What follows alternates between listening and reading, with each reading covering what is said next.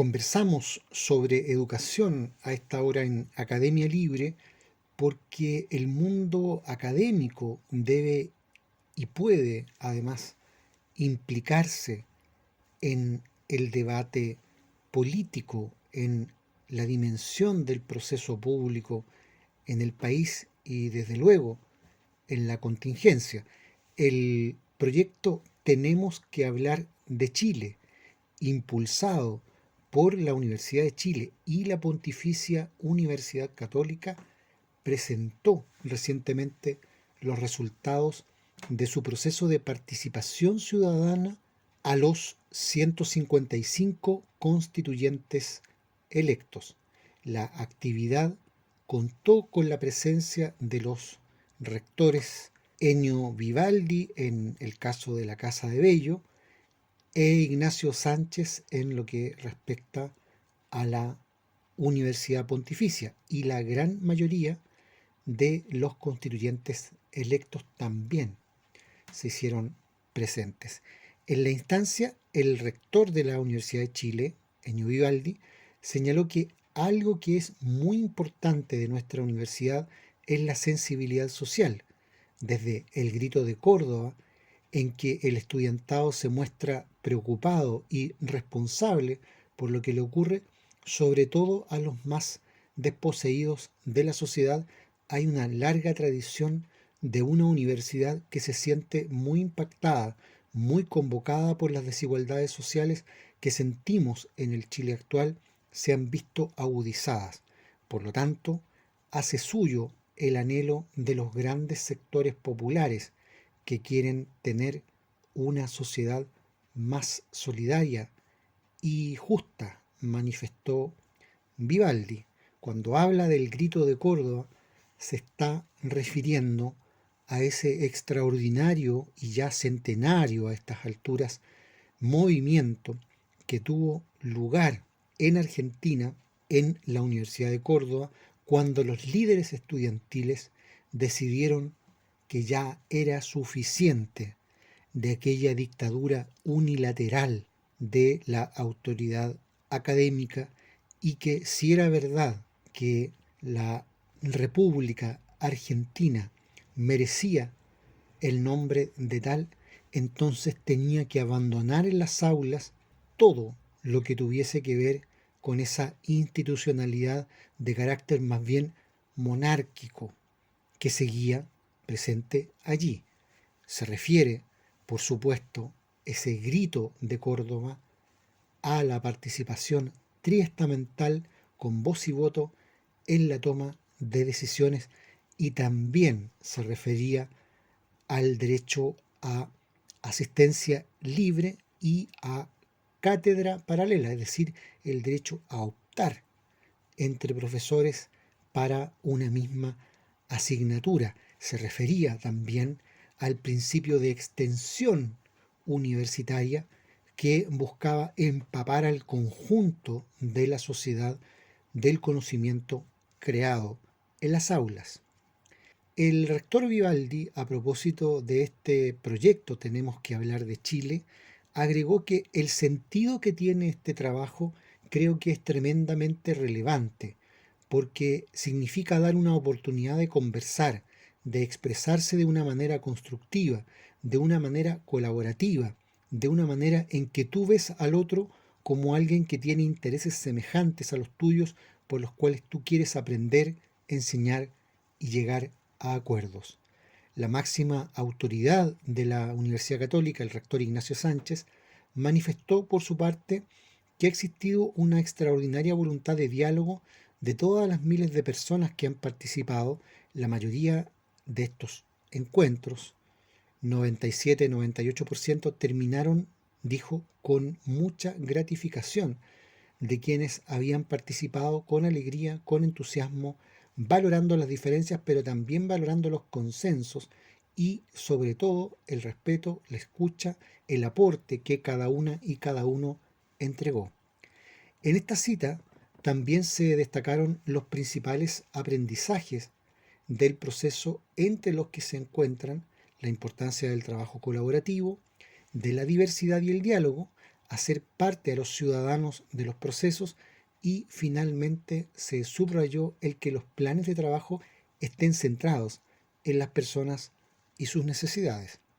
Desde Tenemos que hablar de Chile, también se explicitó a los constituyentes los principales hallazgos, destacando la diversidad de temas que le interesan a la ciudadanía. Nuestro gran aprendizaje de esto es que si bien hay temas que son los principales y que están muy presentes en el debate público, como la educación, la salud, las pensiones, la constitución, la política, que son los que están junto a medio ambiente entre los más nombrados y se llevan más o menos el 50% de los registros, pero son tantos otros temas los que las personas nos compartieron como sus principales preocupaciones o demandas. Ese otro 50% son casi otros 100 temas, desde los animales, los impuestos, las ciudades, la descentralización, explicó Valentina Rosas, subdirectora del proceso Tenemos que hablar de Chile. En tanto, en los principales hallazgos del proyecto se destacaron 5 tópicos definidos como narrativas transversales dentro del proceso que coinciden a pesar de la diversidad de los temas particulares. Estas narrativas son la diversidad, que se enmarca en un ambiente de respeto para compartir la variedad de opiniones, también la incertidumbre en la vida de las personas e igualmente la esperanza existente ante un posible cambio social, de trato y de mejores instituciones en el marco del proceso que nos llevará a una nueva Carta Fundamental en el país. A esto se suma el valor de la participación ciudadana a pesar de los temores que rodean a las personas a la hora de opinar y también el anhelo de un funcionamiento diferente de la política. Hay un anhelo muy grande de mayor ética pública. No sale esa palabra en explícito, pero creemos que resume bien lo que tantos participantes nos compartieron, donde hay un anhelo de que el Estado funcione mejor, de que la política funcione mejor, de que la clase política funcione mejor, pero subiendo ese estándar en mérito, en conexión con la ciudadanía, en conocer la realidad de las personas, en haber trabajado por los territorios, en tener una política que cambie sus lógicas, sus prácticas, comentó Valentina Rosas. En la actividad convocada por ambas universidades participaron, como decíamos, 101 de los 155 constituyentes que resultaron electos, convirtiéndose así en la primera reunión masiva de quienes escribirán la nueva Carta Magna del país.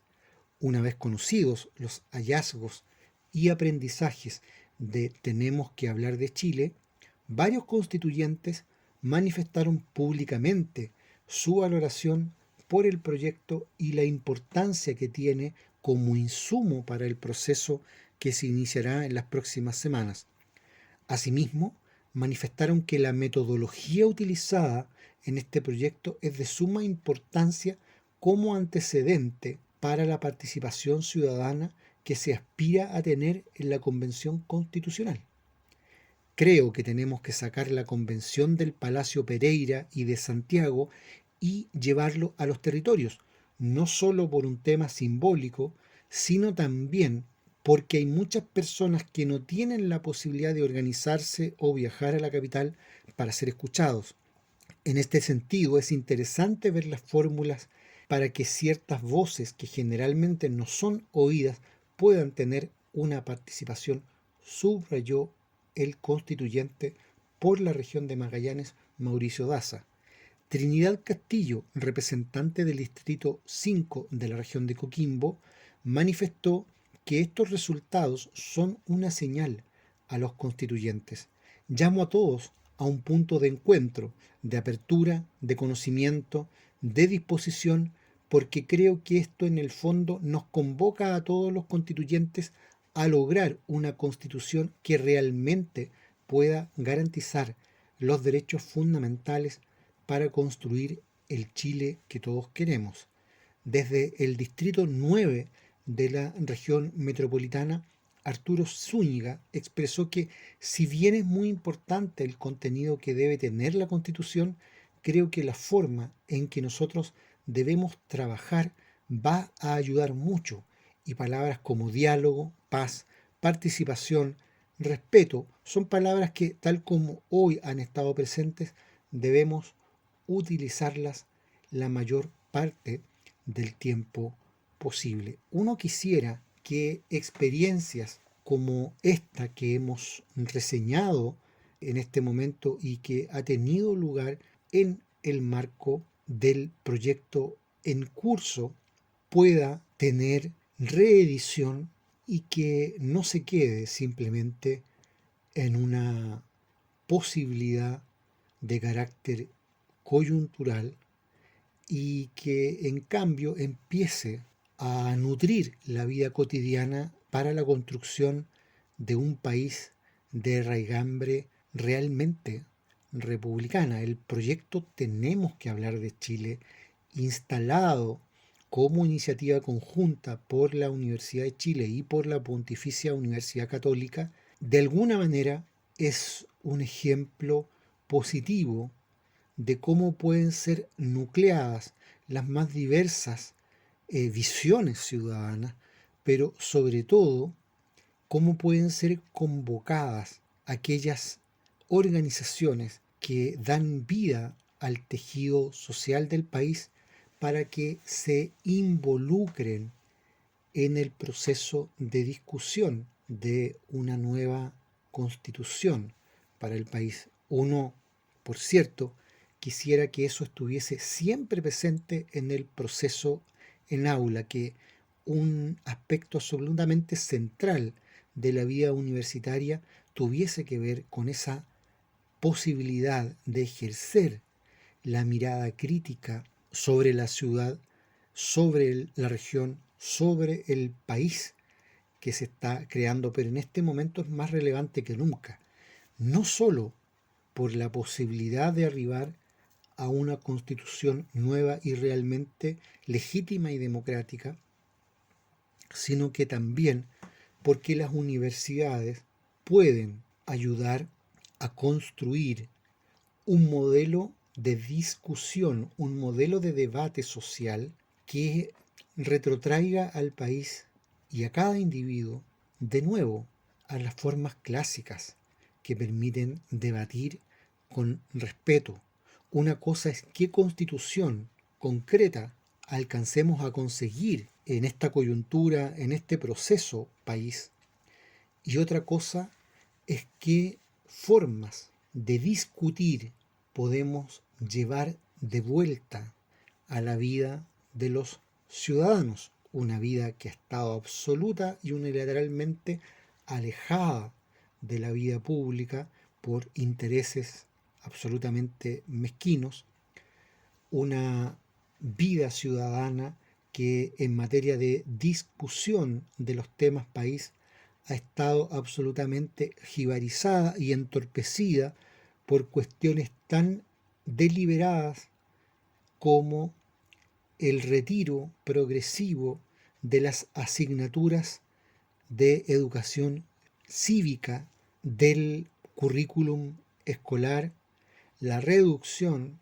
casi extinción, de las asignaturas que familiarizan a la juventud con el debate, como filosofía, por ejemplo, y el hecho mismo de que muchas veces esas malas prácticas en política han derivado en diálogos entre cuatro paredes, entre grupos que se arrogan una representatividad de la masa y que no son más que cajas titiriteras de rebote de los intereses de las élites a los cuales la masa y la ciudadanía jamás le han importado más que como herramienta pasiva de sus propios propósitos.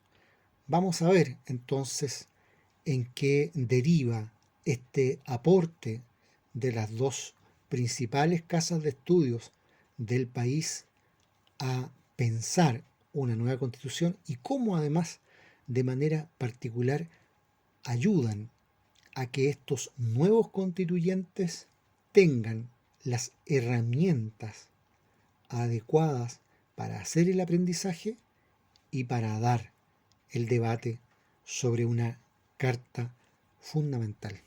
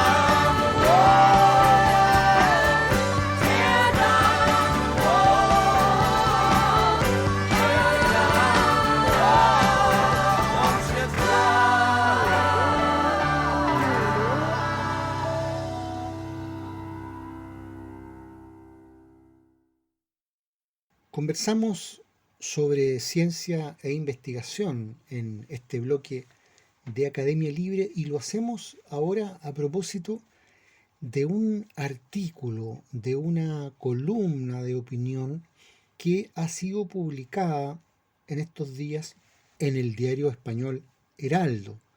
Es un texto firmado por Elías Cueto, catedrático de Mecánica de Medios Continuos en la Escuela de Ingeniería y Arquitectura de la Universidad de Zaragoza. Y, por cierto, se trata de un tema que nos atañe a todos en cualquier rincón del planeta. Se llama ¿Puede una inteligencia artificial hacer ciencia? Y señala lo siguiente. La novela Sueñan los androides con ovejas eléctricas es una de las más conocidas dentro del género de la ciencia ficción. Dio lugar a una famosísima adaptación cinematográfica, Blade Runner, y trata sobre los límites difusos entre la inteligencia artificial y la humana. Asistimos, dice, atónitos, casi cada día, a las muestras de lo que la inteligencia artificial es capaz de hacer. Llevamos una o más en nuestro bolsillo, en forma de teléfono móvil, y hemos visto a robots ganar a campeones humanos al ajedrez. Sin embargo, en nuestro fuero interno albergamos cierta esperanza de que la inteligencia artificial no logre sustituirnos completamente, agarrándonos a las actividades más humanas, los sueños, la creatividad o, ¿por qué no?, la ciencia. ¿Puede una inteligencia artificial hacer ciencia, crear bellísimas teorías científicas como la relatividad general, la gravitación universal o la cromodinámica cuántica, por poner solo algunos ejemplos? ¿No exige creatividad el desarrollo de una nueva teoría científica? ¿Tienen eso los robots? Esperemos que sí, dice el autor. En el Laboratorio de Inteligencia Artificial del Instituto de Investigación en Ingeniería de Aragón, varios grupos de investigadores nos dedicamos a desarrollar los ingredientes que lo hacen posible dentro de una corriente internacional que, como es lógico, ha despertado gran interés. Pero vayamos por parte. En realidad, una inteligencia artificial sabe hacer muy pocas cosas. Sin embargo, combinadas hábilmente, dan lugar a un número impensable de posibilidades. Dentro de las técnicas de aprendizaje automático suelen distinguirse tres tipos de tareas.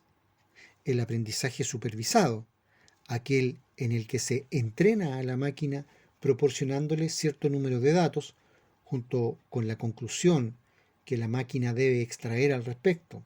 El aprendizaje no supervisado, que permite a las máquinas hacer cosas como clasificar los datos en grupos similares o saber cuáles de ellos son importantes y cuáles no. Y el aprendizaje por refuerzo, aquel en el que se proporcionan a la máquina ciertos incentivos al aprendizaje de la misma forma que damos un azucarillo a los caballos como premio. De entre todos ellos, el que más nos interesa ahora es el aprendizaje supervisado y particularmente la regresión. En estadística se denomina regresión al proceso mediante el cual se determinan relaciones entre distintas variables. Pues bien, el proceso mediante el cual una inteligencia artificial establece una ley científica es ni más ni menos que una gran regresión, seguramente trufada con otras técnicas de aprendizaje no supervisado. Entonces, si la regresión se conoce desde hace siglos, ¿por qué ahora hablamos de inteligencia artificial científica?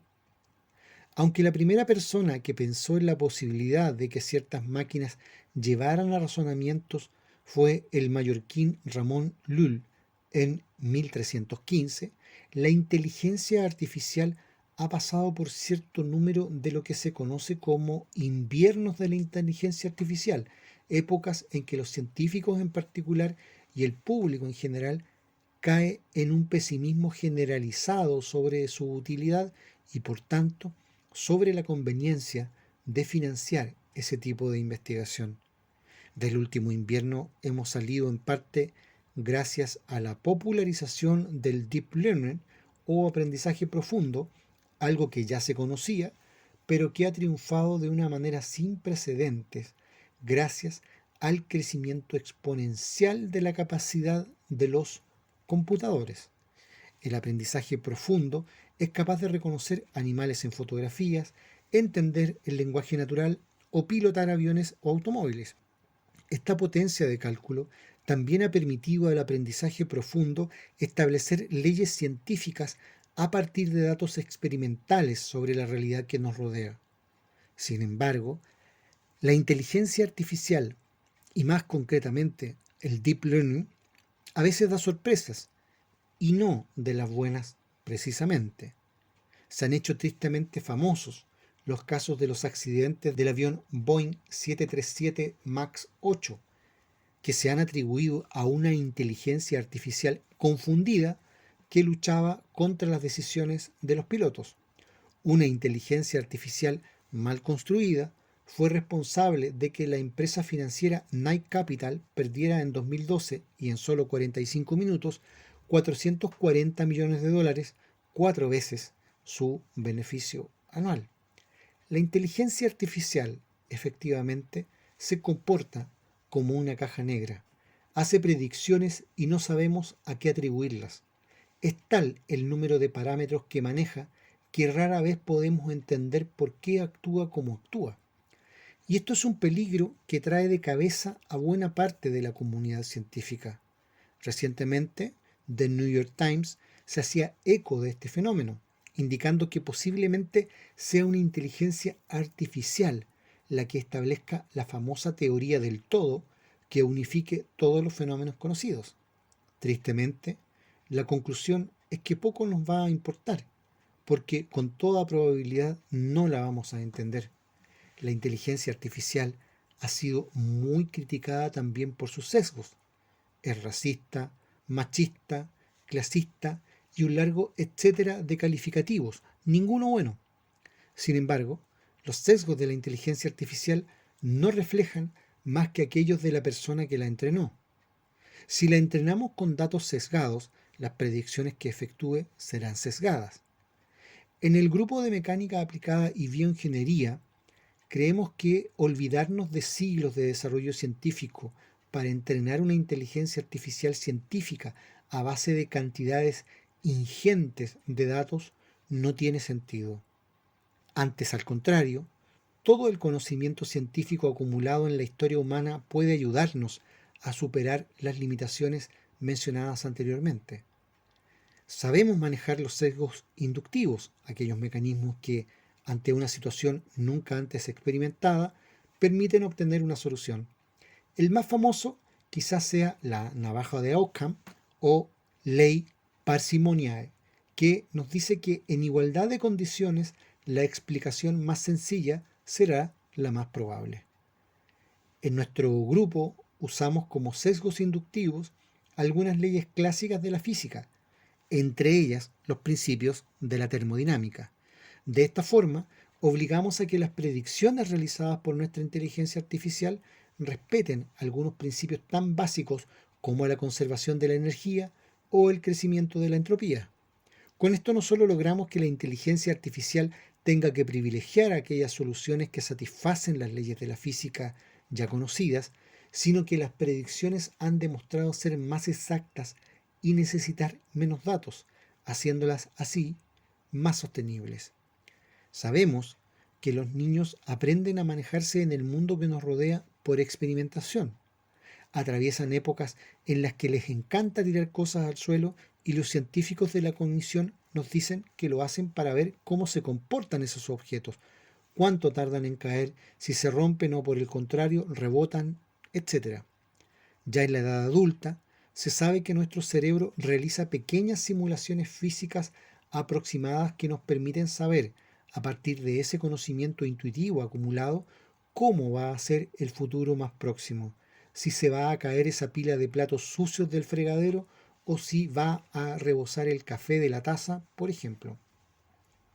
De la misma forma, en el grupo formado por Elías Cueto, Icíar Alfaro, Alberto Badillas, Francisco Chinesta, David González, Kierkus Hernández y Beatriz Moya, hemos desarrollado un tipo de inteligencia artificial que, además de respetar las leyes de la física ya conocidas, puede emplear la experiencia previa para hacer predicciones sobre lo que va a ocurrir en un futuro próximo. Así, hemos conseguido desarrollar una metodología que es capaz de hacer, por ejemplo, algo tan sencillo para los humanos como predecir el comportamiento del agua en un vaso, algo imprescindible para desarrollar robots que asistan a personas dependientes. Otras aplicaciones posibles incluyen el desarrollo de gemelos digitales cognitivos, copias digitales de instalaciones industriales que, mediante el uso combinado de este tipo de inteligencias científicas y de técnicas de percepción, son capaces de comprender qué está sucediendo en una instalación industrial.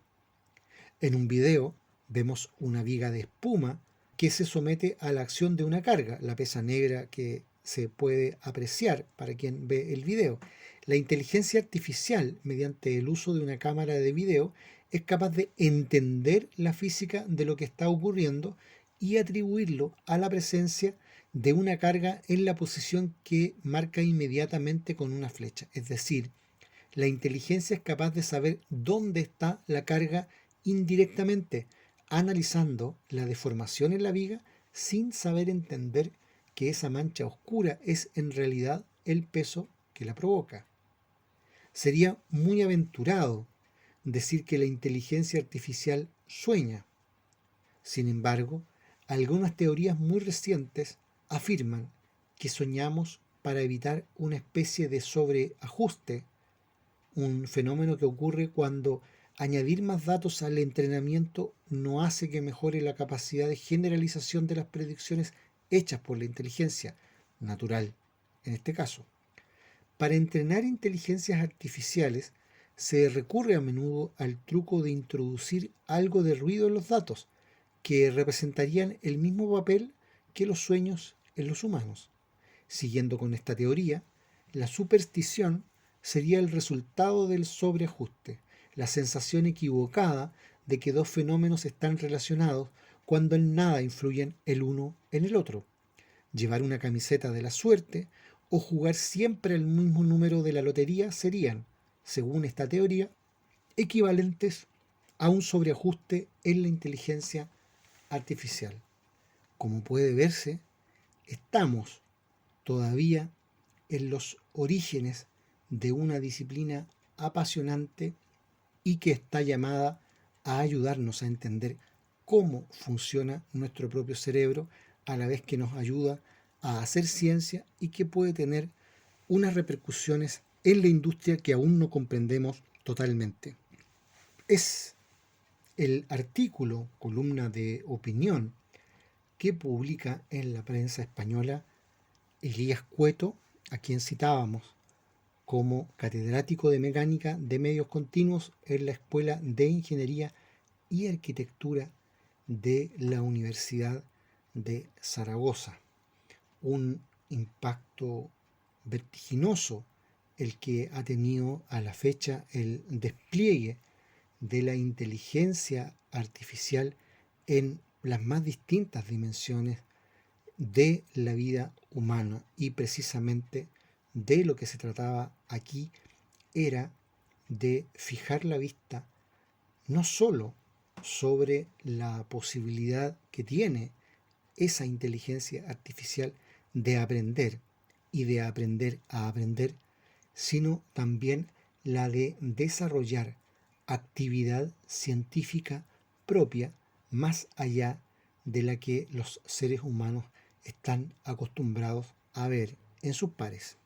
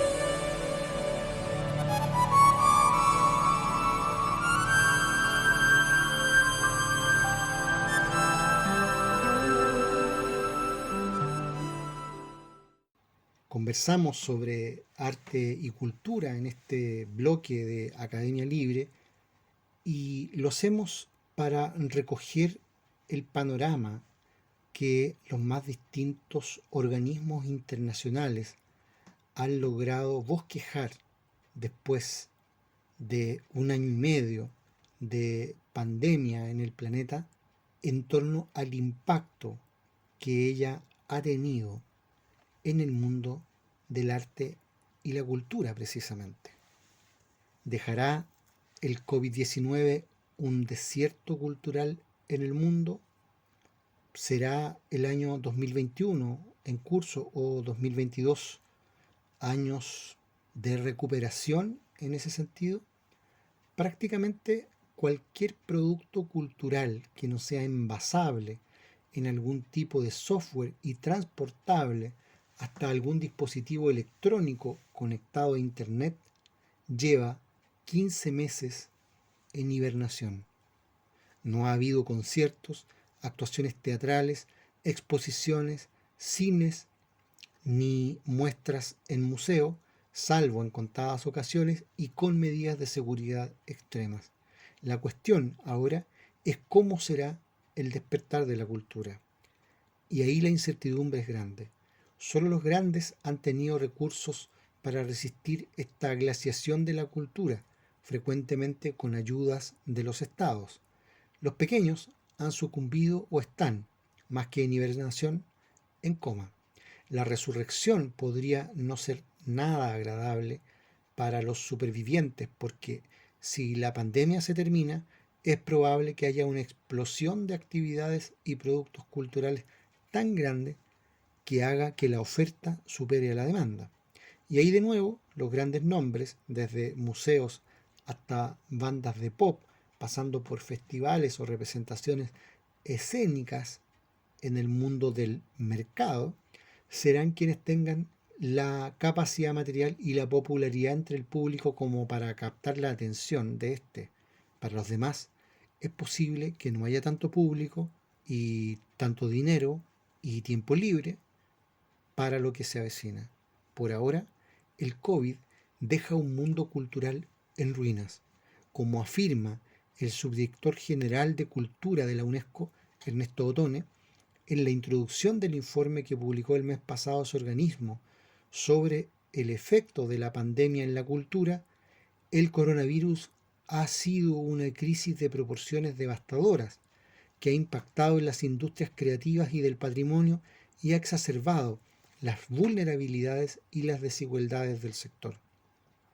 Si se lee el estudio y otros elaborados por diferentes organizaciones, la palabra devastadora casi parece demasiado amable.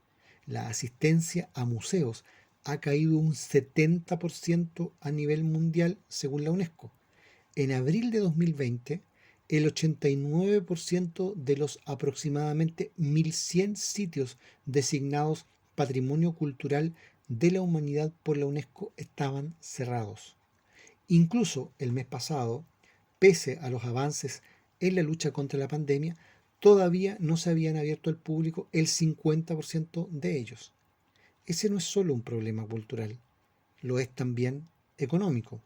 Muchos de esos lugares, ya sea en el Parque Nacional de Serengeti en Tanzania, la plantación de Monticello, en la que vivió el expresidente de Estados Unidos Thomas Jefferson, o el templo de Pre Viar en Camboya, necesitan a menudo los ingresos de los visitantes para sufragar al menos una parte de su mantenimiento y conservación.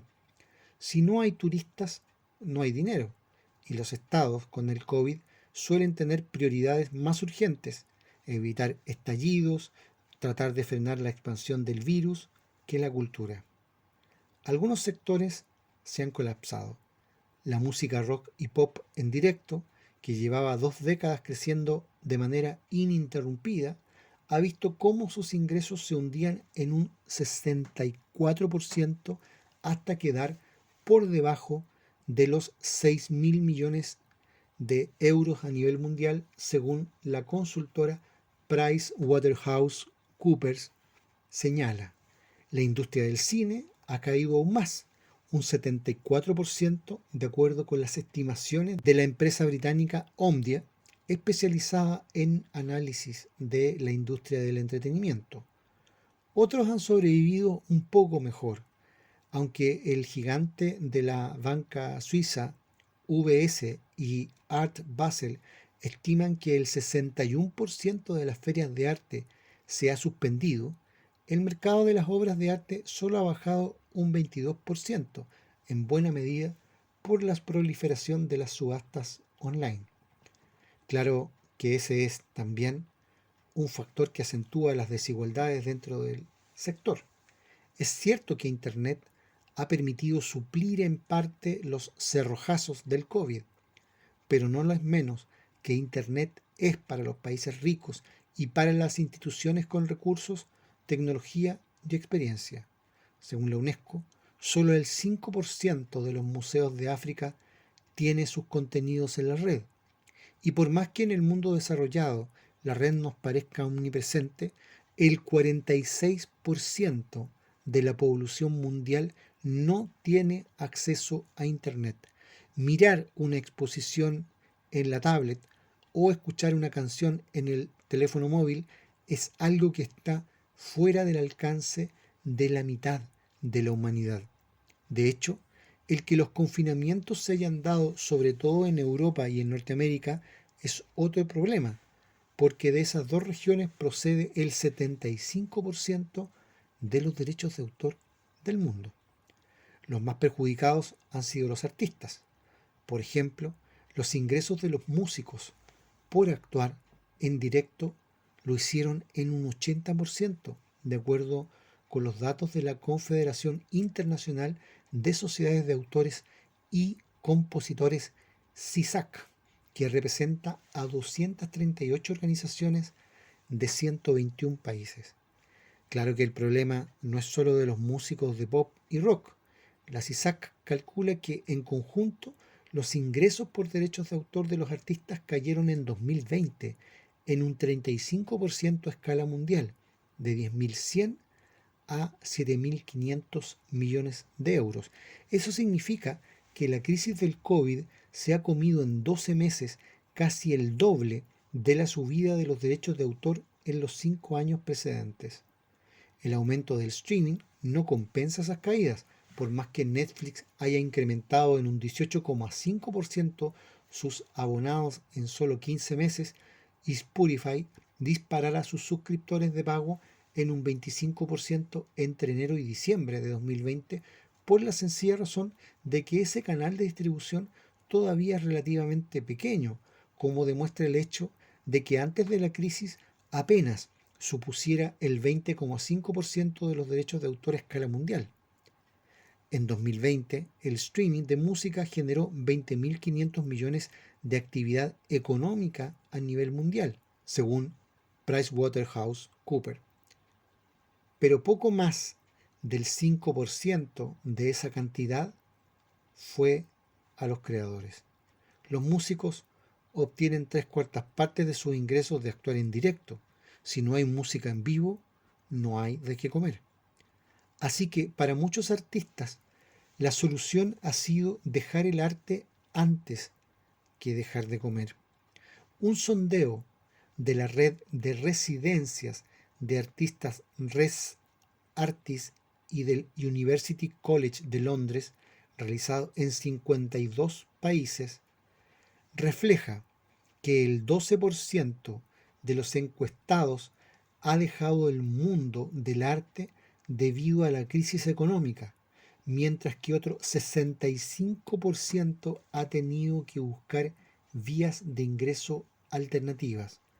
En realidad, es probable que los números reales sean mucho mayores. La mayoría de las personas que se dedican al arte lo hacen a tiempo parcial o, por utilizar el lenguaje de la UNESCO, como freelancers. Con el colapso del mundo del arte, es probable que hayan dejado sus actividades artísticas para dedicarse a otras que al menos les permitan llegar a fin de mes. Tal vez el final de los confinamientos cambie ahora la situación, o tal vez imponga todavía más desigualdad en el mundo del arte y la cultura. Y aquí simplemente hemos estado revisando un panorama sobre arte y cultura que, si bien retrata de manera descarnada buena parte de la situación del sector, se refiere de todos modos solo a aquellos aspectos en los que implica mercado y aquellos aspectos en que puede llegar a implicar ingresos para los artistas, para los creadores. ¿Y qué pasa?